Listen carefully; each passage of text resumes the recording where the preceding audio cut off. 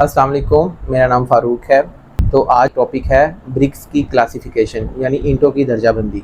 जब भी हमने कोई कंस्ट्रक्शन करनी होती है तो ईंट को परचेज़ करने के लिए हमें मार्केट में जाना पड़ता है और अच्छी ईंट की पहचान क्या है ये हमें बिल्कुल नहीं पता। तो आज आप लोगों को मैं अच्छी ईंट की पहचान बताऊंगा कि आपने ईंटों को जब ख़रीदने जाना है अपनी बिल्डिंग की कंस्ट्रक्शन के लिए तो आपने किन फैक्टर्स को मद्देनज़र रखना है। ईंटों की दर्जाबंदी हम 5 जो है वो क्लासेस में करते हैं। नंबर 1 है फर्स्ट क्लास ब्रिक्स, ठीक है, यानी दर्जा अव्वल की ईंटें, और उसके बाद है सेकंड क्लास ब्रिक्स, दर्जा दोम की ईंटें।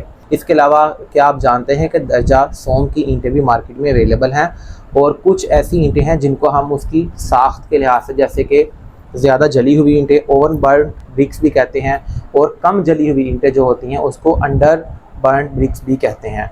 तो आज के टॉपिक में हम सबसे पहले फर्स्ट क्लास ब्रिक्स को डिस्कस करेंगे। नंबर 1 ये है कि आपने जब भी ईंट खरीदनी है, ईंट का एक साइज़ है और साइज़ वो स्टैंडर्ड है। आपने पहली बात ये ज़हन नशीन रखनी है कि तमाम ईंटों का जो साइज़ है वो मयारी होना चाहिए, एक जैसा होना चाहिए। ये नहीं कि एक साइज़ में ईंट अवेलेबल नहीं है, कुछ का साइज़ और है, एक का बड़ा है एक छोटा, तो वो कंस्ट्रक्शन में इस्तेमाल नहीं होती। इसलिए दर्जा अव्वल की ईंटों का जो साइज़ है वो मयारी होना चाहिए और एक ही साइज़ की होनी चाहिए। ईंट को खरीदते वक्त आप मेक श्योर करें कि उसकी सतह के ऊपर किसी किस्म के नमकियात, जो वाइटनेस है वो किसी किस्म की शो नहीं हो रही। इसका मतलब है आपकी जो ईंट है वो नमकियात से पाक है। अपने ईंटों की पकाई के साथ उसके रंग से शनाख्त करनी है। अगर ईंटों का रंग सेम है और मतलब रेड ईंटें हैं तो इसका मतलब ये है कि उसकी पकाई अच्छी हुई भी है और उनका रंग जो है वो यकसा एक जैसा होना चाहिए।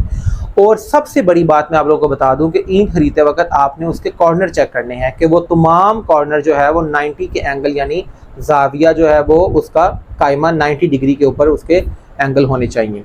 ईंट को जब आप तोड़ें तो उसके अंदर किसी किस्म के बुलबुले नहीं होने चाहिए, तो ये भी एक निशानी होती है कि ईंट को परखने के लिए।